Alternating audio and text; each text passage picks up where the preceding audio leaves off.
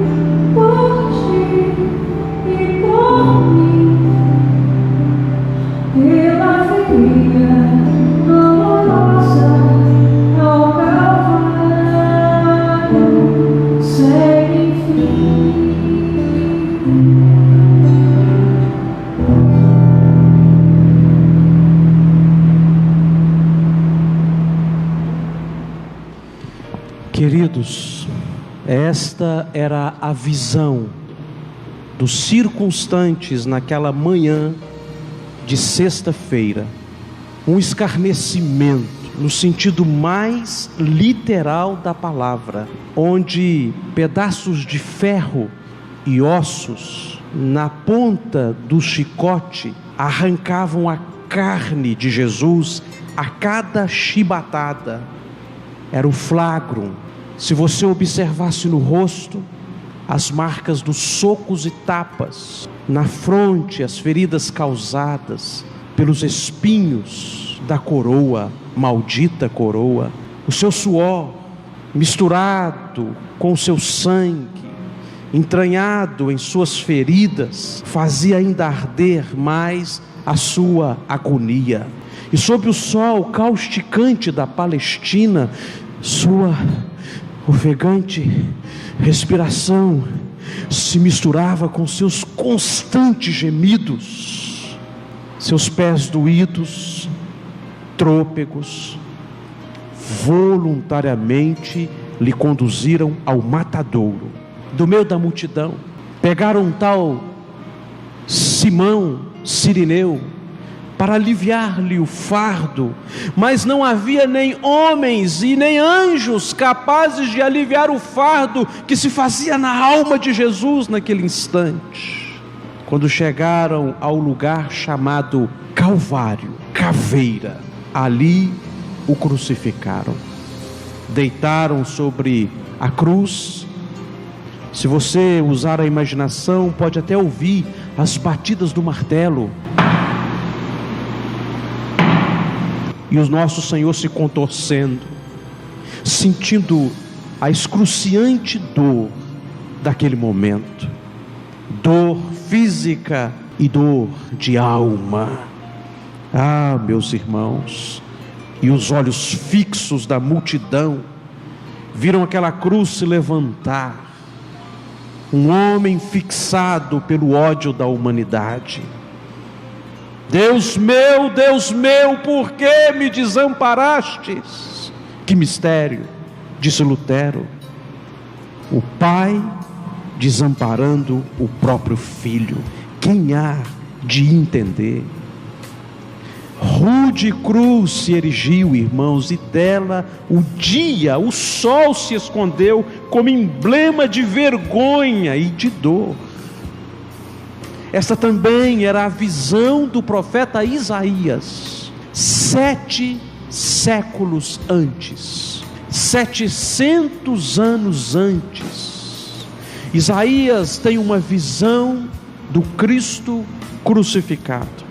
Isaías viu aquilo que libertaria os homens de todos os cativeiros. Ele enxergou o servo sofredor e registrou no capítulo 53 a horrenda morte de Cristo na cruz. E é para a cruz de Cristo que estaremos olhando aqui nesta noite, brevemente, a fim de entendermos e encontrarmos nela toda a veneração por nosso Senhor. Alguém disse que a cruz de Jesus Cristo fala mais de Deus, revela mais o esplendor do Deus Pai do que um céu estrelado e uma lua maravilhosa. Portanto, queridos, eu gostaria de convidar a você e a mim que diante disto olhássemos atentamente para a cruz de Cristo a partir dos olhos do profeta Isaías. Nós, há 2000 anos do evento, vamos tomar emprestado os olhos do profeta Isaías, registrado 700 anos antes daquela situação. O que podemos ver quando olhamos para a cruz? O que você enxerga na cruz? O que você precisa ter consciência do significado daquela cruz, daquele madeiro? A primeira coisa que exalta e salta aos nossos olhos está aqui nos versos 3, 6 e 7. A gravidade do pecado. Olha só. Era desprezado e o mais rejeitado entre os homens, homem de dores e que sabe o que é padecer. E como um de quem os homens escondem o rosto, ele era desprezado, e dele não fizemos caso. Certamente ele tomou sobre si as nossas enfermidades e as nossas dores, levou sobre si as nossas transgressões, e nós o reputávamos por aflito, ferido de Deus e oprimido. Versículo 6: todos nós andávamos desgarrados como ovelhas. Versículo 7: ele foi oprimido e humilhado. A primeira coisa que Isaías enxerga quando ele vê a crucificação de Cristo é quão grave é o pecado. Você e eu não temos noção disto. Algumas pessoas imaginam que o pecado é um mero tropeço. O pecado é um abismo, irmãos. Algumas pessoas imaginam que quando Adão pecou contra Deus, ele apenas quebrou o dedinho mindinho, mas na verdade ali Adão quebrou o pescoço. Ele morre e nos encerra todos numa morte espiritual. Preste atenção. A confissão de fé da nossa igreja diz que pecado é toda falta de conformidade com as Escrituras, é roubar de Deus, é usurpar a glória dele. O pecado é nós tentarmos ocupar o lugar de Deus. Eu sou o meu Deus, eu sou o meu Senhor. Talvez estas observações teológicas não tenha te feito compreender o que significa o que é o pecado. Então eu preciso apelar aos seus sentimentos. 6 de agosto de 1945, Segunda Guerra Mundial. Os Estados Unidos entraram na Segunda Guerra Mundial. 8h15 da manhã. É conhecido como o dia em que o tempo parou. Uma bomba atômica de proporções catastróficas é lançada sobre Hiroshima, e num flash mortal, 80.000 pessoas foram extintas, sumiram. As consequências daquela explosão eram tão estranhas. As pessoas que estavam próximas ao epicentro da bomba, elas se evaporaram, deixando apenas uma silhueta branca sobre um solo enegrecido. Foi terrível. 3 dias depois, sobre Nagasaki, 11 horas da manhã, 40.000 pessoas. Efeitos devastadores. Pessoas esfoladas vivas, devoradas pela radiação. O câncer matou posteriormente 200.000 pessoas. É o maior desastre compreendido, irmãos, por uma ação humana. Mas eu preciso de falar que houve uma explosão de consequências ainda mais devastadoras. 10.000 anos atrás, no Éden, na região do Iraque. Se lá em Hiroshima e Nagasaki é conhecido como o dia em que o tempo parou, aqui no Éden é conhecido como o dia em que a vida parou. A bomba adâmica arrasou todos nós, toda a humanidade morreu. A radiação do pecado continua devorando e esfolando a todos nós. Se no Japão aquela explosão que matou a muitas pessoas separou muitas vidas, do Éden separou a todos nós. Quando jogaram a primeira bomba atômica, Robert Lewis, o piloto, ao ver a explosão do seu avião, ele disse: meu Deus, o que fizemos? Exatamente o que Adão e Eva tentaram dizer, irmãos, ao Senhor, quando Deus perguntou: homem, onde estás? Ele disse: Senhor, por medo de ti, ouvimos a tua voz e fugimos. É quase dizendo: o que foi que nós fizemos? Meus amados irmãos, se a radiação de Nagasaki e Hiroshima estão devorando pessoas no decorrer das décadas, o pecado causou a morte de meu pai, de meu avô, meu bisavô, tataravô. Todos os homens morrem por causa do pecado que entrou na nossa raça. Eu serei alvejado por essa radiação e toda a minha descendência até a volta de Cristo. Cada um de nós estamos morrendo lentamente, envelhecendo por causa do pecado, ao ponto de chegar o momento em que desfaleceremos. Não por causa do pecado atual que você possa estar nutrindo no seu coração. Não estou dizendo do pecado que você cometeu ontem, ou nesta manhã, ou vai cometer amanhã. Estou falando de um pecado que não dependeu de você, que foi antes de você. start, um botão apertado lá no jardim do Éden, e que trouxe a devastação para todo o planeta. Até a natureza sofre, diz o apóstolo Paulo. Meus irmãos, é tão grave que fez o homem retroceder. Deus levanta o homem do pó, sopra nele o fôlego de vida, ele se torna alma vivente, mas por causa do pecado, ele esfarela, ele volta a ser pó novamente. O pecado é tão grave que aquele que fizera o homem se obrigou a enviar o Filho para que se fizesse homem, a fim de morrer por você e por mim, meus irmãos. O pecado é tão grave que levou o nosso Senhor à morte mais maldita e horrenda de todas as mortes, a morte da cruz.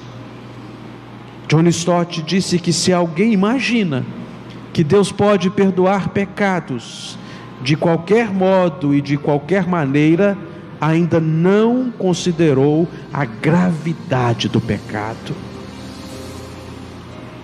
Davi, quando escreve o Salmo 22, 1000 anos antes, ele descreve o que Jesus Cristo sofreu na cruz, e assim afirma: estou derramando como água, o meu coração é como cera, está derretendo dentro de mim, o meu vigor secou-se como um caco de barro, a minha língua se gruda ao céu da minha boca, assim me deito no pó da morte, traspassaram as minhas mãos e os meus pés,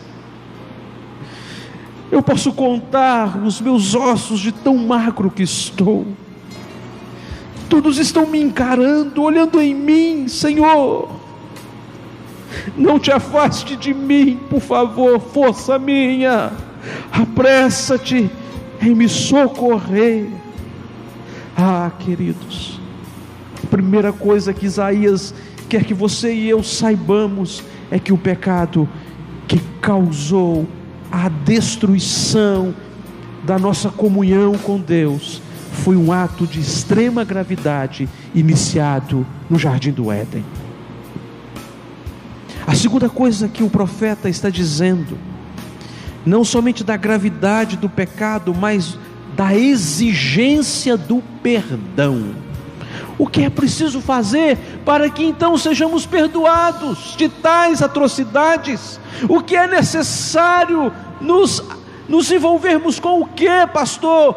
Diga-nos, Isaías, o que precisamos para que então recebamos o santo perdão de Deus, o que o perdão exige. E aí ele escreve no versículo 4: certamente ele tomou sobre si as nossas enfermidades e as nossas dores levou sobre si, e nós o reputávamos por aflito, ferido de Deus e oprimido, mas ele foi traspassado pelas nossas transgressões e moído pelas nossas iniquidades. O castigo que nos traz a paz estava sobre ele, e pelas suas pisaduras fomos sarados. Verso 10: todavia ao Senhor agradou moê-lo, fazendo-o enfermar, quando der ele a sua alma como oferta pelo pecado, verá a sua prosperidade e prolongará os seus dias. O pecado, irmãos, já sabemos que exige a punição de Deus contra o infrator. Deus não inocenta o culpado. Deus é santo, queridos, nele não há nenhuma sombra de variação. Você e eu diante de Deus, irmãos, nós carecemos de clemência e compaixão. O pecado exige da santidade de Deus que ele, como santo e justo juiz, puna o infrator. se não formos perdoados. Mas o que exige o perdão? Se o pecado exige punição, mas qual é a exigência do perdão? A palavra perdão, que no latim é venia, permissão, deixar o outro ir, dar licença ao pródigo para que ele vá livremente. Fica mais clara a palavra no português e no inglês e até no grego. Perdonare, perdoar, quer dizer doar alguma coisa. Mas doar o quê? Senão o nosso direito de se vingar. Algumas pessoas acham que perdoar é esquecer. Como esquecer se as cicatrizes são reais? Algumas pessoas acham que perdoar é se lembrar sem mágoas. Mas como não ter mágoas se o meu coração ainda sangra? Outras pessoas acham que perdoar é voltar a confiar, mas como voltar a confiar naquele que está disposto a me matar 1 milhão de vezes? Isso não é perdão. Perdoar, irmãos, tem a ver com um ato jurídico, é uma declaração de um tribunal. Perdoar tem a ver com uma ação jurídica, é você doar o direito de se vingar. Jesus Cristo nos ensina, segundo a lex talionis, ou a lei da retaliação, se você batesse no rosto de alguém, este alguém tinha o direito, garantido pelos tribunais, de bater no seu rosto também. Olho por olho. Furou o seu olho, você tem o direito de furar o olho do seu próximo. Dente por dente, mão por mão, pé por pé.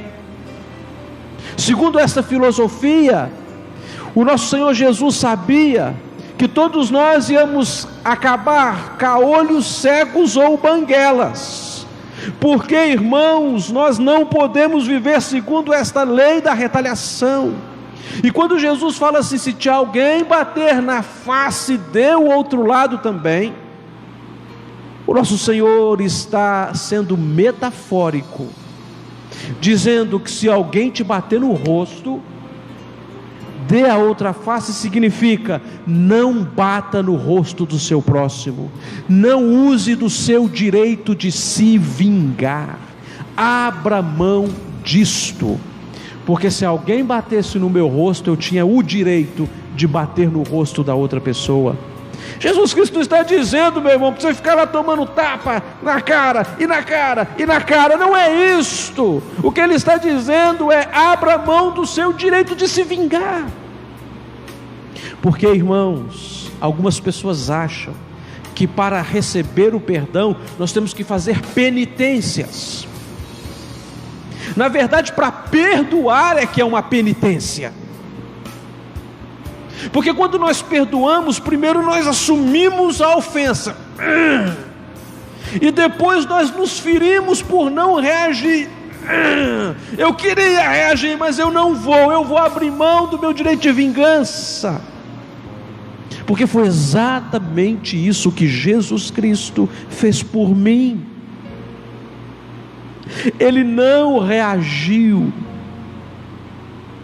Ele não me ofendeu em troca das ofensas que eu lhe causei. O Deus Pai, nosso Pai Celestial, Ele sofre o primeiro tapa de nossos pecados e também sofre agora para não revidar, porque Ele envia o Filho dele para salvar a você e a mim. Você sentiu pena de Jesus? Eu tive a oportunidade de ver aquele filme A Paixão de Cristo, de Mel Gibson, nos cinemas. E as pessoas tinham pena de Jesus. Quando ele era ofendido, chicoteado, cuspido, maltratado, as pessoas, Jesus, tinham pena dele. E Isaías está dizendo isso aqui no texto, que não mudou as reações. Na verdade foi Jesus quem sentiu a sua e a minha pena. Olha só o que diz Isaías: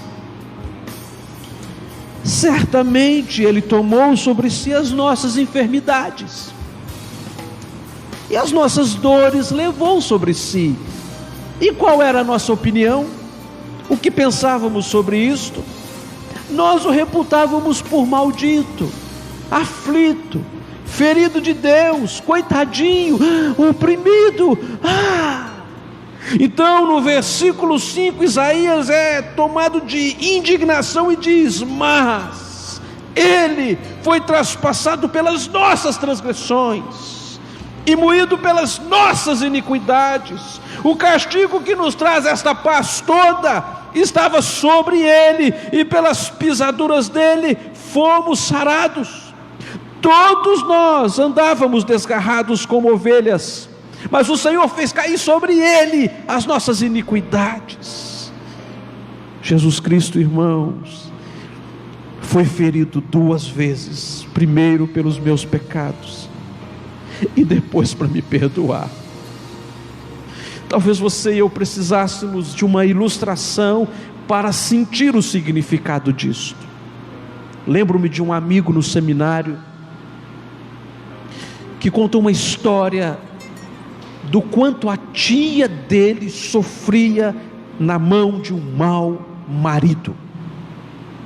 Aquele homem a espancava, a humilhava, algumas vezes deixando ela caída de dor e tristeza, por anos e anos. Surrava aquela pobre esposa, até que um dia ela encontrou coragem para pedir o divórcio. E ela chegou para o marido e falou: chega, não posso mais, eu não aguento mais sofrer nas tuas mãos. De maneira surpreendente, aquele homem entrou em choque, caiu aos pés dela e começou a implorar para que ela não divorciasse. Começou a implorar para que ela não fizesse aquilo, e dizia: você curou todas as minhas feridas, você não pode me deixar agora. E ela disse: pois é, à medida que eu ia curando as suas feridas, você ia fazendo outras terríveis em mim. Exatamente este texto está dizendo isto, irmãos. Esta paz que trazemos em nossa alma causou uma angústia infernal no coração do Santo de Deus, e cada noite bem dormida lhe proporcionou um pesadelo eterno. Queridos irmãos, cada cura espiritual, cada milagre, cada bênção, cada perdão que você recebe de graça e amorosamente de Jesus, provocaram e provocou profundas feridas naquela alma santíssima. E o que ele disse? Queridos, nossa única esperança estava em Deus. O único que pode nos dar a paz é justamente aquele que mais temos ofendido. E como ele reagiu? Ele reagiu com um amor retumbante, um amor eterno, um amor atraente. Pai, perdoa-lhes, eles não sabem o que fazem. Queridos, a primeira coisa que devemos ver quando olhamos para a cruz é a gravidade do pecado. A segunda coisa é a exigência do perdão. É exigente perdoar. E por último, a solução de Deus para nós. Os versículos 10 diz assim, e 12: Todavia ao Senhor agradou moê-lo. Versículo 11: ele verá o fruto do penoso trabalho de sua alma e ficará satisfeito. Versículo 12: por isso eu lhe darei muitos como a sua parte. Levou sobre si o pecado de muitos e pelos transgressores intercedeu. Nós não podemos nos enganar. Cristo não era alguém levado pelas circunstâncias, uma vítima da situação, um pobrezinho, coitado, humilhado. Não, ele quis ir para a cruz. Ele não estava ali sendo espisoteado, esmagado pelo Pai. Não, eles conspiraram para nos salvar. Voluntariamente o Pai falou: meu filho, você vai. E o filho disse: eu vou. E o Espírito Santo disse: eu confirmo, eu participo. Era um programa eterno, um trabalho em equipe, os céus conspirando para a nossa salvação. Cristo não tinha nenhum ódio por estar fazendo isto. Havia um plano perfeito na alma dele, e ele tinha prazer em sofrer por ti e por mim, porque ele bem sabia o que todos precisamos lembrar: sem derramamento de sangue não há remissão de pecados. Hebreus 9, 22. Meus irmãos, aquela cruz era minha, não era de Barrabás. Era minha, era sua, era nossa. Tinha o nosso tamanho, o nosso número. Se não fosse os nossos pecados, aquela cruz jamais conheceria o peso do nosso Deus pendurado nela. Há uma história bíblica que claramente ilustra isto. Quando Deus pede o filho de Isaque, o filho de Abraão, Isaque, em Gênesis 22, então Isaque coloca o feixe de lenha nas costas e sobe o monte da providência, o monte Moriá. E ali, queridos, ele está vendo um altar de sacrifício e mal sabia que ele seria sacrificado. Isaque não tinha a mínima noção. E quando então Abraão vai ferir o menino de morte em sacrifício a Deus, um anjo impede, e a voz de Deus retumba a Isaque: não faça nenhum mal ao teu filho. Eis o cordeiro, eis o lugar de salvação. E um cordeiro foi encontrado. Jeová proveu o cordeiro para a salvação daquele menino. E quando João Batista vê Jesus Cristo passando à beirada do lago ou do mar ou do rio Jordão, João Batista diz assim: eis o Cordeiro de Deus que tira o pecado do mundo. No Getsêmani, Jesus Cristo falou: passa de mim este cálice. E se houve uma voz impedindo a morte de Isaque, que representa nós todos, os filhos da promessa, os filhos de Abraão, os filhos da fé, no Getsêmani só o trilar dos grilos. O pai ficou silente. O filho dizia: pai, passa de mim este cálice. Pai, passa de mim este cálice. E nenhum som do céu se ouviu. Seja feita então como tu queres. Porque Jesus Cristo sabia muito bem, irmãos, que esta era a solução de Deus para a nossa salvação, para o seu e o meu perdão. A solução é a expiação de nossos pecados.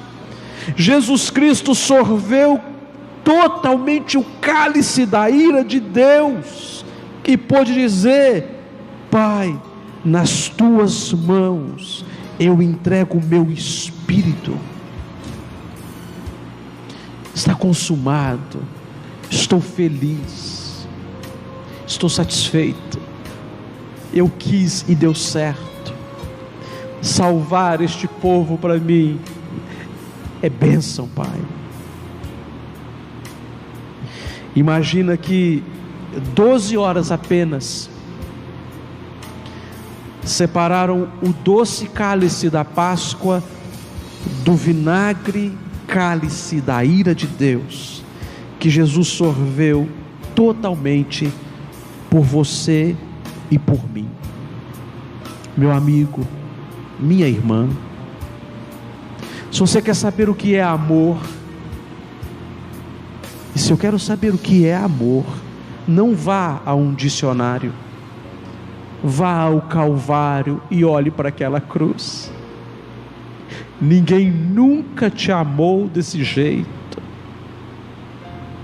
A cruz, irmãos, é a solução de Deus para os nossos pecados, e Deus fez com prazer esta reparação, sofrimento e prazer. Foi por amor. Nós não merecíamos. A cruz é a única alquimia capaz de transformar o mal em bem. A mais bela história, e eu concluo aqui, a mais bela história escrita na humanidade é a história da cruz de Cristo, escrita com suor, lágrimas e sangue. Uma declaração de amor que se mistura com o luto, que se oferece ao extremo, sem precedentes. Não há um registro igual em toda a história. Mas lamentavelmente, meu amado irmão, a cada dia que passa, as pessoas estão esvaziando a cruz de Cristo dos seus significados. Eles olham e não veem. Meu amado irmão, saiba de uma coisa: se uma bomba explodiu no Éden e o preço foi alto para que você fosse reconciliado com Deus, Cristo pagou cada centavo por amor a ti e a mim. Não deixe de adorar o Senhor, não se afaste dele jamais, busque conhecê-lo integralmente, porque ninguém te amou assim. Amará.